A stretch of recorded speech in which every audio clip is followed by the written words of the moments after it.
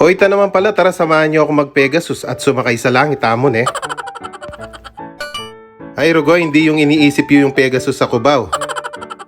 Pegasus Airline po ito. First time nga akong makasakay dito at ang biyahe nga nito ay papunta sa Europa. Pagkahanap nga namin ng parkingan, kinuha ko na ang dalawa kong bagahe. Ay Rugo, hanggang ngayon masakit pa ang paa kung paano tayo makakalakad nito ng masalese.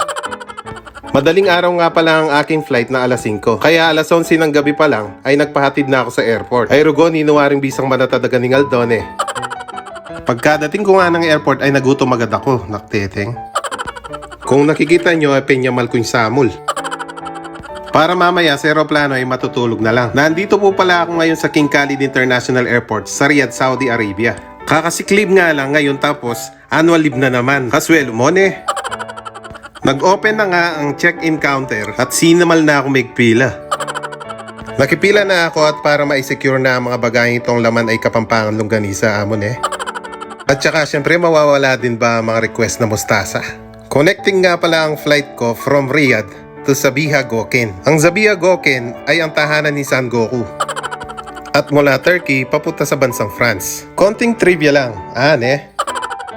Alam nyo ba na nahulog ang aking folder na laman ay passport? At nakita ko na lang sa Lost and Found Department sa mga pulis. Sa sobrang kaba ko ay nakuha pa magkape. Ako lang ba o required magkape kapag nakapag-check-in na? Para sa pamatay oras, ay lagi akong dumudungaw dito sa fountain ng airport. Minsan naisip ko, nagde-day off din pala ang mga fountain.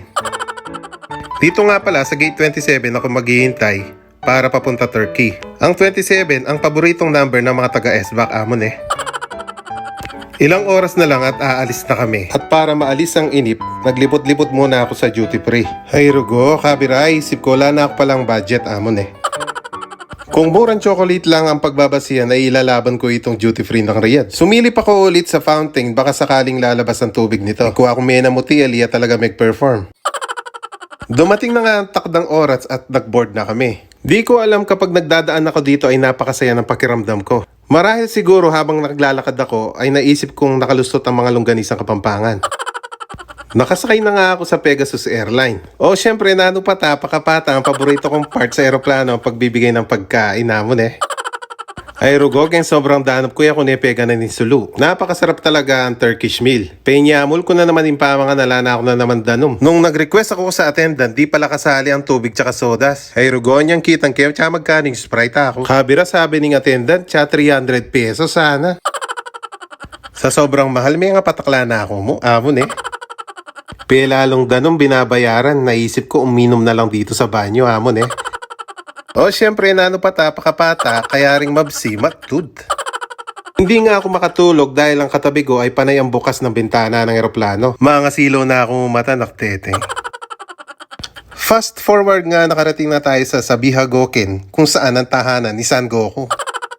Dahil nga connecting ang flight natin sa Turkey ay kinakailangan natin dumaan sa passport control. Ay Rugo, det ang mustasa tsaka longganisang Kapampangan, potang makontrol la naman, nakteteng. Nandito na nga ako sa Sabiha Gökçen at inahanap ko na si Son Goku. Hanggang dito na lang muna, abangan ang next part. Hoy, tamo, salamat!